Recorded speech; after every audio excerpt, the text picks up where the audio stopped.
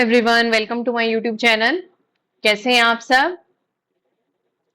आज हम स्टार्ट करें एक्सरसाइज 5.1 क्वेश्चन नंबर 17। देखिए 17 में क्या गिवन है। कह रहा है find the relationship between a and b so that function f is defined by f of x is equal to ax plus 1 if x less than equal to 3 and bx plus 3 if x is greater than 3। आपको function इस तरीके से define किया गया है और कह रहा है कि रिलेशनशिप फाइंड आउट करना है a और b के बिटवीन जब फंक्शन कॉन्टिन्यूअस हो x इज इक्वल टू 3 पर। फंक्शन कॉन्टिन्यूअस कब होता है? जब उसकी left hand limit, right hand limit और फंक्शनल लिमिट इक्वल हो। तो हम इसके अंदर right hand limit, functional limit और लेफ्ट हैंड लिमिट को इक्वल रख के ए और बी के बीच में रिलेशनशिप फाइंड आउट करेंगे।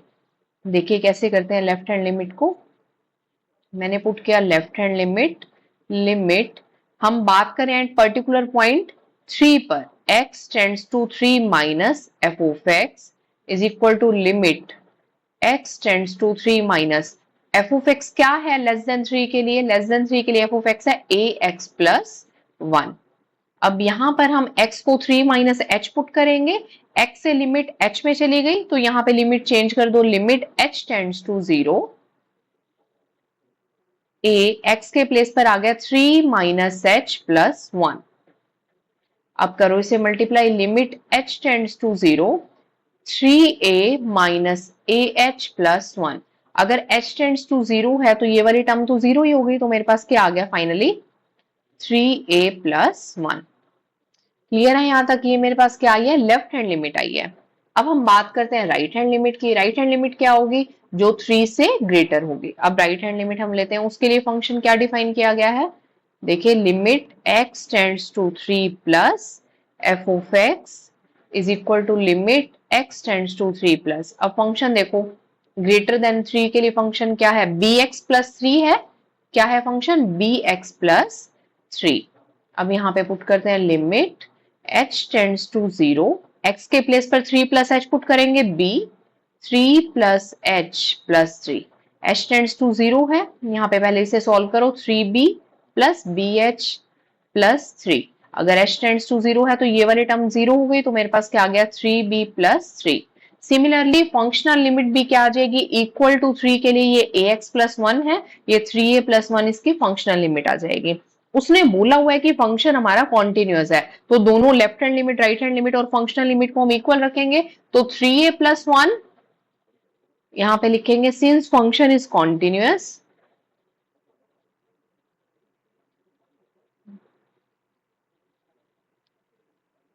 सो left hand limit is equal to right hand limit. हर चीज का रीजन जरूर मेंशन करना है, is equal to function limit.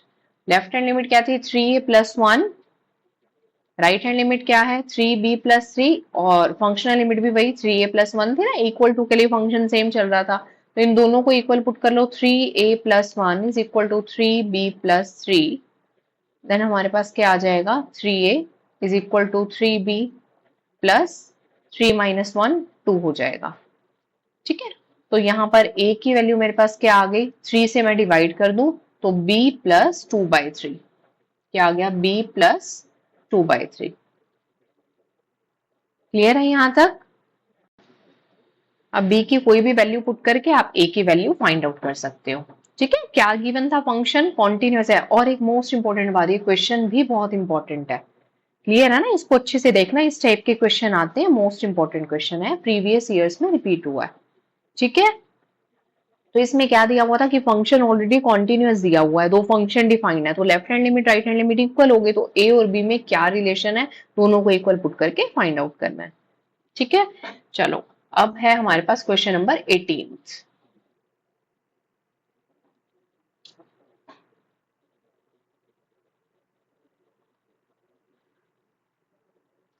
क्या गिवन है 18 में? कह रहा है for what value of lambda is a function defined bye. अब आपको फंक्शन डिफाइन किया गया है lambda x square minus 2x if x less than equal to 0 and 4x plus 1 if x greater than 0। Lambda के किस value के लिए? यहां पे साथ में दिया हुआ है for what value of lambda. Lambda की किस वैल्यू के लिए function continuous at x is equal to 0, और साथ में x इज इक्वल टू 1 पर भी कॉन्टिन्यूटी आपसे पूछी गई है। क्लियर है इतनी चीज? अब देखो इसमें क्या करोगे, अब पूछा हुआ लैम्डा की किस वैल्यू के लिए, तो मैं 0 पर फंक्शन को चेक करूंगी लेफ्ट हैंड लिमिट और राइट हैंड लिमिट पुट करके। मैंने किया लेफ्ट हैंड लिमिट, हम बात कर रहे हैं 0 पर, limit x tends to 0 minus, अब लेस देन 0 के लिए फंक्शन क्या डिफाइन किया गया है, f of x is equal to limit x tends to 0 minus क्या फंक्शन है, lambda x square minus 2x। अब यहाँ पे x के प्लेस पर 0 माइनस एच पुट करेंगे तो लिमिट चेंज कर दी, h tends to 0, lambda x के प्लेस पर पुट किया 0 माइनस एच का होल स्क्वायर माइनस 2, x के प्लेस पर फिर 0 माइनस एच पुट कर दिया। क्लियर है? अब क्या आ गया मेरे पास, लिमिट h टेंड्स टू 0 चल रही है, लैम्डा बाहर है, माइनस एच का स्क्वायर एच स्क्वायर ही हो गया, माइनस 2 इंटू 0 0 हुआ, और माइनस माइनस प्लस एच हो गया। ये लैम्डा था और ये मेरे पास एच स्क्वायर है, लैम्डा स्क्वायर नहीं है, दिस इज एच स्क्वायर। अब यहां पर मेरे पास क्या आ गया, एच स्क्वायर की वैल्यू तो 0 हो गई, ये भी 0 हो गया, और लैम्डा इंटू लैम्डा क्या हो गया, लैम्डा स्क्वायर हो गया। यहां पर मेरे पास लेफ्ट हैंड लिमिट किसके बराबर आ गई, लैम्डा स्क्वायर के।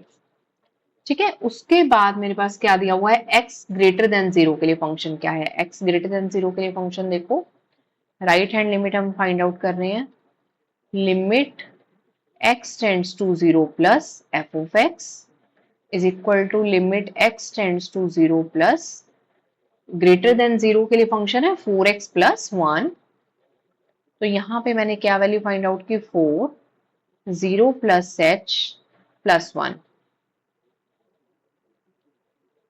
ठीक है, और लिमिट h टेंड्स टू 0 चली रही है, तो 4 इंटू 0 4 हो गया, यहाँ पे आया 4h प्लस 1, और लिमिट h टेंड्स टू 0, जब तक h जाता नहीं है तब तक आप लिमिट पुट करते रहेंगे, h टेंड्स टू 0 हो गया तो आंसर कितना आ गया, 1 आ गया मेरे पास। ठीक है, अब मेरे पास उसने क्या बोला है कि फंक्शन को मुझे कॉन्टिन्यूस करना है x इज इक्वल टू 0 पर। अगर x इज इक्वल टू 0 पर फंक्शन को कॉन्टिन्यूस करना है तो लेफ्ट हैंड लिमिट और राइट हैंड लिमिट को इक्वल लेकर चलना पड़ेगा। अगर लेफ्ट हैंड लिमिट और राइट हैंड लिमिट इक्वल होती है तो हमारे पास क्या आ जाएगा, lambda square is equal to 1। अब देखिए यहाँ पे कैसे करेंगे, अब मैंने यहाँ पर क्या किया, जो हमने लेफ्ट हैंड लिमिट ली, एक बार इसे चेक करते हैं, limit h tends to 0, lambda h square minus 2 into 0, और यहाँ पे बच्चे हमने गलत पुट किया है, 2h आना था, लैम्डा नहीं है ये 2h है। अगर ये 2h है तो h टेंड्स टू 0 है तो कंप्लीटली 0 हो गया, है ना, लैम्डा इंटू 0 0 हो गया, यहाँ पे लैम्डा स्क्वायर नहीं आएगा, यहाँ पे आपके पास लैम्डा इनटू में 0 आया, तो लेफ्ट हैंड लिमिट की वैल्यू 0 आ गई। अगर लैम्डा ही रिमूव हो गया तो इसका मतलब फंक्शन क्या है, अगर 0 और 1 तो इक्वल हो नहीं सकते, और 0 और 1 कैन नॉट बी इक्वल, तो हम क्या कहेंगे, for any value of lambda function is not continuous, function continuous नहीं है at x is equal to 0 पर। ठीक है, x इज इक्वल टू 0 पर लैम्डा की किसी भी वैल्यू के लिए फंक्शन हमारे पास कॉन्टिन्यूअस नहीं है। इसके बाद हम बात करते हैं फंक्शन की x इज इक्वल टू 1 के लिए। अब ध्यान से देखना, अगर हम 1 के लिए बात करें, मींस मुझे एक बार फंक्शन लेना है लेस देन 1 के लिए और एक बार फंक्शन लेना है ग्रेटर देन 1 के लिए।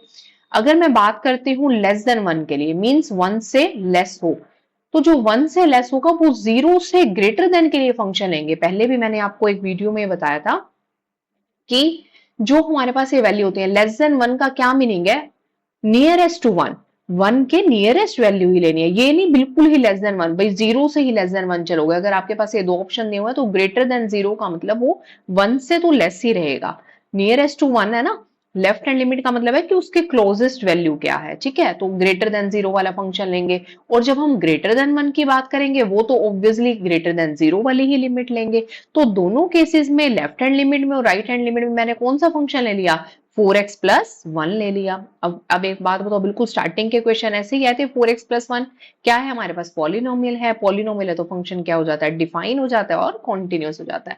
तो आप यहाँ पे क्या कह देंगे, लेफ्ट हैंड हम बात कर रहे हैं at x is equal to 1, अगर मैं x इज इक्वल टू 1 पर बात करूंगी तो मेरे पास लेफ्ट हैंड लिमिट क्या है, limit x tends to 1 minus 4x plus 1। अगर 4x प्लस 1 है तो क्या आ गया, limit h tends to 0, 4 1 minus h plus 1। तो क्या हुआ, 4x 0 हो जाएगा, plus 1 that is 5। Similarly right hand limit भी इसी फंक्शन के लिए क्या आ जाएगी, 5। तो हम क्या कहेंगे, function is continuous at x is equal to 1। x is equal to 0 पर लेमडा की किसी भी वैल्यू के लिए फंक्शन कॉन्टिन्यूअस नहीं है, but x is equal to 1 पर फंक्शन कॉन्टिन्यूअस है। बस इसमें फंक्शन क्या लेना है उस चीज का ध्यान रखना है, x is equal to 1 less than 1 और ग्रेटर देन 1 के लिए फंक्शन सेम ही आ रहा है, और वो मेरे पास क्या है, पॉलिनोमियल फंक्शन है, तो वो ऑटोमेटिकली कॉन्टिन्यूअस हो भी जाता है। और फंक्शन डिफाइन है पर्टिकुलर पॉइंट पे, तो लेफ्ट हैंड लिमिट और राइट हैंड लिमिट क्या हो जाएंगी, इक्वल हो जाएंगी। क्लियर है। अब इसके बाद देखिए क्वेश्चन नंबर 19। क्वेश्चन नंबर 19 अच्छा है, ध्यान से देखना। क्या कह रहा है, show that the function defined by g x दिया हुआ है, किससे डिफाइन किया हुआ है, x minus greatest integer x is discontinuous at all integral points. इसको मुझे प्रूव करना है, this function is discontinuous at all integral point.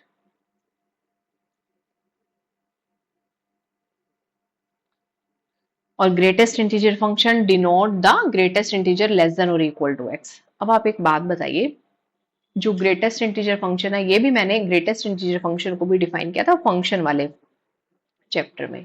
अब देखिए, अगर मैं बात करूं ग्रेटेस्ट इंटीजर फंक्शन की, मैं पहले आपको थोड़ा सा बता देती हूँ।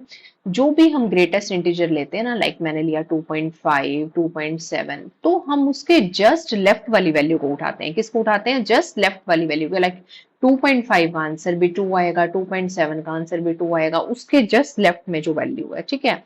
अब यहाँ पे अगर मैं बात करूं इंटीजर्स की, लाइक मैंने कोई इंटीजर ले लिया c। अब आप यहाँ पर जब बात करोगे लेफ्ट हैंड लिमिट की, राइट हैंड लिमिट की, तो लेफ्ट हैंड लिमिट के अंदर क्या आएगा, c माइनस एच लोगे ना, और राइट हैंड लिमिट में c प्लस एच लोगे। तो पहले से मैं इसको एक्सप्लेन करके बताती हूँ। लाइक अगर मैंने c माइनस एच लिया, तो c में से मेरे पास ये क्या है, नंबर लाइन है, यहाँ पे कोई भी नंबर है c, इससे जस्ट माइनस करके यहाँ पे कोई नंबर आ रहा है, तो उसके लेफ्ट वाला नंबर आएगा ना सॉल्व करके, that mean c minus H greatest integer function की वैल्यू आ गई c माइनस 1 उसके जस्ट लेफ्ट में। तो c माइनस एच का मतलब c से थोड़ा सा कम है, तो c माइनस 1 उसकी वैल्यू आएगी। अच्छा, c ग्रेटेस्ट इंटीजर में ले लूं तो उसकी वैल्यू तो c आ जाएगी, और c प्लस एच ले लूं, लाइक मैं c प्लस एच, c से थोड़ा सा ज्यादा, अब यहाँ पे c से थोड़ा सा ज्यादा है, तो उसकी वैल्यू भी क्या आ गई, उसके जस्ट लेफ्ट में, तो वो c ही हो गई। तो ये क्या आ गई, c आ गई। इन तीन चीजों का ध्यान रखना, c ग्रेटेस्ट इंटीजर फंक्शन में c ही रहेगा, c प्लस एच, c से थोड़ा सा ज्यादा है तो उसके लेफ्ट पे जाके वैल्यू रुकेगी, तो c आ गई। c माइनस एच मतलब c से थोड़ा सा कम है, तो उसके लेफ्ट में क्या हो गया, 1 माइनस कर दो, c माइनस 1 आ जाएगा। ठीक है, अब हम बात करते हैं उसने क्या कहा है, डिसकॉन्टिन्यूअस प्रूव करना है इंटीग्रल पॉइंट्स पर, x minus greatest integer function x। मैंने ले लिया left hand limit, limit x tends to c minus f of x is equal to limit h, यहां पे पहले आप x ही पुट कर दो, x tends to c minus f of x क्या था, x minus greatest integer x।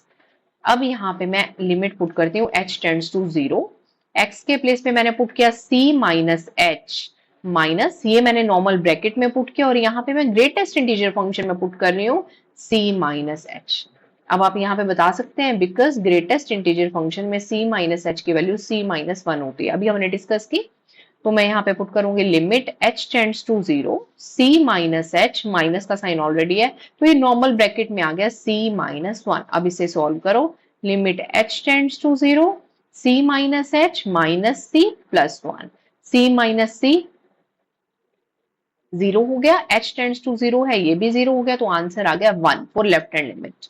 ठीक है, ये तो लेफ्ट हैंड लिमिट का आंसर आया। अब हम बात करते हैं राइट हैंड लिमिट की। राइट हैंड लिमिट में क्या लेना है, limit x tends to c plus f of x, limit x tends to c plus, यही फंक्शन ले रहे हैं ना, x minus greatest integer x। अब c प्लस के लिए क्या पुट करेंगे, limit h tends to 0, x की वैल्यू क्या आ गई, c plus h normal bracket में, माइनस ग्रेटेस्ट इंटीजर फंक्शन में c plus h। Limit h tends to 0। अब मेरे पास क्या आया, ये हुआ c प्लस एच, और ग्रेटेस्ट इंटीजर फंक्शन में हमने अभी क्या डिस्कस किया था कि c प्लस एच की वैल्यू क्या होती है, c से थोड़ा सा ज्यादा है, तो मेरे पास ये वैल्यू हो जाएगी c, उसके लेफ्ट में जाएगी ना वैल्यू, तो माइनस का c आ गया। c plus H minus c से c कैंसिल हो गया, और h टेंड्स टू क्या हो गया, 0 हो गया, तो आंसर आ गया 0 for right hand limit. This is your right hand limit. ये लेफ्ट हैंड लिमिट थी, ये राइट हैंड लिमिट है, यहीं से ही क्लियर है। और अगर करना है आपको तो आप एक बार फंक्शनल लिमिट भी पुट करके दिखा सकते हैं। Limit x tends to c f of x, no यहाँ पे कोई भी साइन नहीं आएगा, तो क्या आ जाएगा, limit x tends to c f of x की वैल्यू क्या है, x minus greatest integer x है, limit x tends to c है, यहाँ पे पुट करो c माइनस ग्रेटेस्ट इंटीजर के अंदर c की वैल्यू c थी, यहाँ पे भी आप बता सकते हो because greatest integer c is equal to c minus c आ गया 0। तो अब ये मेरे पास जो राइट हैंड लिमिट है और फंक्शनल लिमिट है वो तो इक्वल है, बट ये लेफ्ट हैंड लिमिट के इक्वल नहीं है। अब हम क्या कहेंगे, because left hand limit is not equal to right hand limit, hence x minus greatest integer x is discontinuous at all integral points, at all integral points। Clear है? बस थोड़ा सा आपको ग्रेटेस्ट इंटीजर फंक्शन का यहां पर पता होना चाहिए कि c minus H, c plus h और c के लिए वैल्यूज क्या होती हैं। ठीक है, अब हम नेक्स्ट क्वेश्चन पर आते हैं, क्वेश्चन नंबर 20 पर।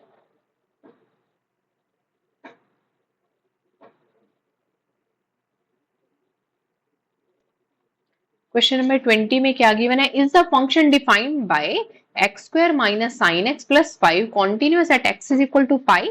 फंक्शन आपको कैसे डिफाइन किया गया है, f of x is equal to x square minus sine x plus 5। वो पूछ रहा है कि x is equal to pi पर क्या फंक्शन कॉन्टिन्यूअस है। ठीक है, हमें बताना है चेक करके, तो पाई पर चेक करते हैं। लिमिट यहाँ पे सबसे पहले लिखोगे left hand limit, limit x tends to pi minus f of x is equal to limit x tends to pi minus, function लिख दिया मैंने x square minus sine x plus 5। अब यहाँ पे मैं वैल्यू चेंज करूंगी, limit h tends to 0, x square के place पर पुट कर दिया पाई माइनस एच का square minus sine pi minus h plus 5। अब यहां पर क्या आया, लिमिट h टेंड्स टू 0 तो चल ही रही है,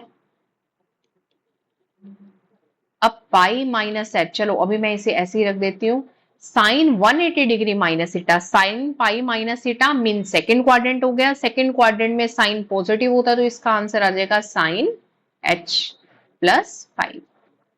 ठीक है, और h के प्लेस पर अगर मैं 0 पुट करूंगी, पाई माइनस 0 पाई हो गया, तो यहाँ पे आ गया पाई स्क्वायर, साइन h यहाँ पर साइन 0 0 हो गया, तो पाई स्क्वायर प्लस 5। ये वैल्यू आ गई बच्चे आपके पास लेफ्ट हैंड लिमिट की। ठीक है, पाई स्क्वायर प्लस 5, क्लियर है ना। उसके बाद मेरे पास आती है right hand limit.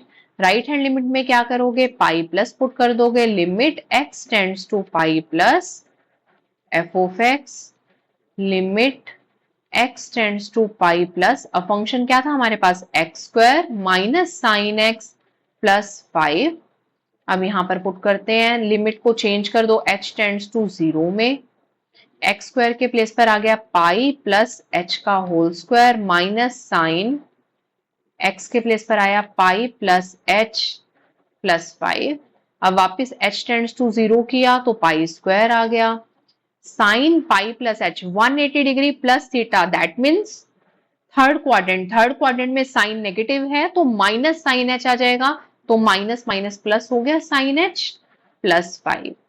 Limit h tends to 0 चल ही रहा है, अब h टेंड्स टू 0 करा तो साइन 0 0 हो गया, तो आंसर क्या आ गया आपके पास, pi square plus 5। Pi square plus 5 मेरे पास क्या आ गई, राइट हैंड लिमिट आ गई। ठीक है, और फंक्शनल लिमिट हमारे पास क्या है, फंक्शनल लिमिट ये मेन वही दे ही रखा है कि पाई पर निकालना है, तो वो भी आंसर सेम आ जाएगा, तो हम क्या कहेंगे, hence right hand limit is equal to left hand limit, so function is continuous. तो फंक्शन क्या आ गया मेरे पास, कॉन्टिन्यूअस आ गया at x is equal to pi. कर सकते हैं यहां तक, क्लियर है। अब चलिए फिर आता है मेरे पास क्वेश्चन नंबर 21। ये वापस क्या पूछ रहा है, discuss the continuity of the following functions. अब हम बात करते हैं यहां पर, सबसे पहले इसने फंक्शन डिफाइन किया हुआ है f of x is equal to sine x plus cos x. ठीक है, इसे नेक्स्ट वीडियो में ना मैं आपको जो सारे ट्रिग्नोमेट्रिक फंक्शंस होते हैं, sine cos tangent secant cot और क्या रह गया कॉसिकेंट, इन सबकी कॉन्टिन्यूटी डिस्कस करेंगे। ठीक है, अब इसको हमने ये दो फंक्शन का कॉम्बिनेशन दे रखा है sign x plus cos x, और इतना भी हमें पता होना चाहिए कॉन्टिन्यूस फंक्शन ना एफ ऑफ एक्स है जी ऑफ एक्स है, अगर दोनों फंक्शन कॉन्टिन्यूस है तो ऑब्वियसली उनका एडिशन भी कॉन्टिन्यूस होगा, मल्टीप्लीकेशन भी कॉन्टिन्यूस होगा, है ना, कॉम्बिनेशन करते थे ना फंक्शंस का तो वो भी कॉन्टिन्यूस रहता है। अब इसको लिखना कैसे है मुझे देखिए, अब मैंने यहाँ पर क्या किया, फंक्शन को कैसे डिफाइन कर दिया, मैं यहाँ पर इसको √2 से मल्टीप्लाई कर रही हूँ और √2 से डिवाइड भी कर रही हूँ, sign x plus 1/√2 cos x. अब देखिए √2 यहां पर आ गया। अब यहाँ पे ना मैं फॉर्मूला लगाने की ट्राई कर रही हूँ, साइन ए कोस बी प्लस कोस ए साइन बी। अब यहाँ पर साइन है ना, तो 1/√2 की वैल्यू देखो कोस पर कहाँ होती है, कॉस कहाँ पर होती है, √3/2 1/√2 1/2 1/√2 दैट मीन्स π/4 ना, तो यहाँ पर आ जाएगा कोस π/4 साइन एक्स प्लस, अब यहाँ पे बच्चे कोस था तो साइन ए कोस बी प्लस कोस ए साइन में, 1/√2 की वैल्यू किस पर चेक करोगे, साइन पर, साइन पर भी क्या होती है 1/2 1/√2 π/4 पर होती है, तो ये भी π/4 आ जाएगा, साइन π/4 कोस एक्स। अब देखो ध्यान से, sign A cos B plus cos A sine B, sign a cos B plus cos a sine B. ए के प्लेस पर आ रहा है बच्चे x और b के प्लेस पर क्या आ रहा है π/4, तो ये साइन a प्लस बी का फॉर्मूला बन गया x प्लस π/4। यहाँ पे आप फॉर्मूला मेंशन कर देना जरूर, आपको पता होगा बट हमें ये शो करना है कि एग्जामिनर को कुछ भी नहीं पता। Sine a plus b, paper को बिल्कुल क्लियर लिखकर चलो, sine a cos b plus cos a sine b, ये क्लियर हो जाता है ना कि हम यहाँ पर ये फॉर्मूला अप्लाई कर रहे हैं, और साथ में मेरे पास आ गया √2। अब मैंने जो sign x plus cos x दिया हुआ था उस फंक्शन को इस फंक्शन में चेंज कर लिया। ठीक है, 2-3 स्टेप में फंक्शन को मैंने इसमें चेंज कर लिया। अब वापस से क्या लगा दोगे आप, लेफ्ट हैंड लिमिट और राइट हैंड लिमिट लगाकर चेक कर लेते हैं कि इसकी कॉन्टिन्यूटी क्या है। अब मैं बात करूं यहाँ पर सी ले लेते हैं लेफ्ट हैंड लिमिट के लिए, limit x tends to c minus √2 sine x plus π/4 put कर दिया मैंने इस डायरेक्ट फंक्शन को। फिर क्या आ गया, limit h tends to 0 √2 sine x के प्लेस पर क्या आ गया c minus h plus π/4। h tends to 0 है तो मेरे पास क्या आंसर आया, लेफ्ट हैंड लिमिट में आंसर आ गया √2 साइन c प्लस π/4। अब सिमिलरली आप राइट हैंड लिमिट जब पुट करेंगे तो वहां पे क्या कर देंगे, x tends to c plus करेंगे, limit x tends to c plus √2 sine x के प्लेस पर पुट करो c प्लस h प्लस π/4। यहाँ पे मैं h टेंड्स टू 0 कह दूं, इसके बाद नेक्स्ट स्टेप में h टेंड्स टू 0 आएगा, h टेंड्स टू 0 आया तो आंसर क्या आ गया, √2 साइन c प्लस π/4। अब यहाँ पे देखो, this is your left hand limit and this is your right hand limit, hence left hand limit is equal to right hand limit. अब फंक्शन क्या हो जाएगा मेरे पास, कॉन्टिन्यूस हो जाएगा for all real numbers, function is continuous for all real numbers. अब same question हमारे पास दे रखा है बी पार्ट में। अब देखिए ध्यान से, अगर फर्स्ट पार्ट क्लियर हो गया तो बी पार्ट भी इजीली क्लियर हो जाएगा। वो क्या है, फंक्शन को कैसे डिफाइन किया गया है, sign x minus cos x. मैं आपको फंक्शन बनाना सिखाती हूँ, उसके बाद कुछ भी नहीं करना। क्या किया था लास्ट पार्ट में, √2 से डिवाइड और √2 से मल्टीप्लाई, मैंने भी यहाँ सेम प्रोसीजर कर दिया, 1/√2 कॉस एक्स।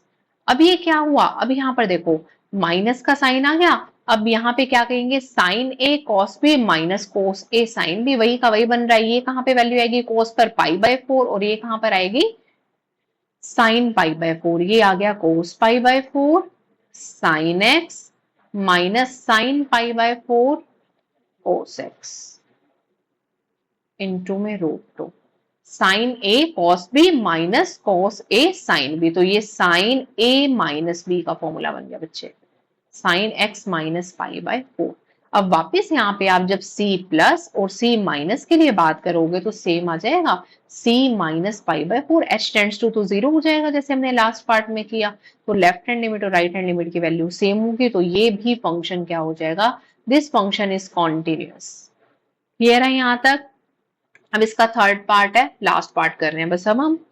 थर्ड पार्ट में क्या दिया हुआ है, f of x is equal to sine x into cos x. ध्यान से देखो इसमें क्या दिया हुआ है, क्या फॉर्मूला बन सकता है मेरे पास, अगर मैं इस फंक्शन को 2 से डिवाइड भी कर दूं और 2 से मल्टीप्लाई भी कर दूं, कर चुके हो 11th में, 2 साइन एक्स कॉस एक्स किसका फॉर्मूला है, 1/2 साइन 2x का। अब इसमें भी बच्चे सेम आप पुट करोगे रियल नंबर पे वैल्यू c माइनस के लिए और c प्लस के लिए, तो फंक्शन क्या हो जाएगा, कॉन्टिन्यूस हो जाएगा। c माइनस h के लिए करेंगे तो 2c minus h tends to 0 हो गया, और वहां पे भी c plus h tends to 0 हो गया, तो दोनों केसेस में वैल्यू क्या आ जाएगी, 1/2 sine 2c, left hand limit is equal to right hand limit, yes function is continuous. कर सकते हैं? क्लियर है ये सब? तो ये क्वेश्चन सारे इंपॉर्टेंट थे, हमने यहाँ पर 17 से 21 तक क्वेश्चन डिस्कस किए हैं। ठीक है, इसको अच्छे से पहले वीडियो देखो और फिर खुद से प्रैक्टिस करो, तभी क्वेश्चन सॉल्व कर पाओगे। अगर रिप्रेजेंटेशन अच्छी नहीं होगी, लिखने का तरीका नहीं आएगा, तो भी क्वेश्चन को क्लियर करने का कोई फायदा नहीं है। लिखना आना भी बहुत जरूरी है एग्जाम में। ठीक है, मिलते हैं नेक्स्ट वीडियो में बाकी ट्रिग्नोमेट्रिक फंक्शंस के साथ। वो वीडियो भी इंटरेस्टिंग होने वाली है, ध्यान से देखना। ठीक है, okay, bye bye, thank you.